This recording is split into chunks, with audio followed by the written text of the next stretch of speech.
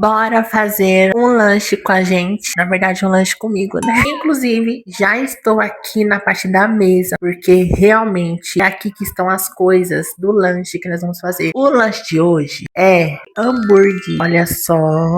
Não vai ser aquele tal lanche esplêndido, cheio de coisa, não. Eu vou trazer com vocês, né? Já peguei, ainda sobrou. Eu tiro aqui da embalagem. Olha só, gente. Vou cortar aqui. Já cortei o pão, ó.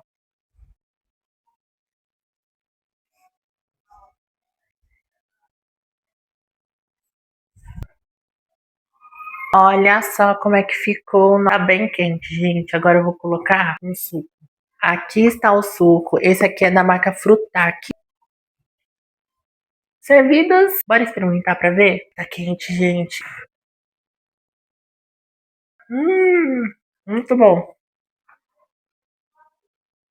Até o próximo vídeo.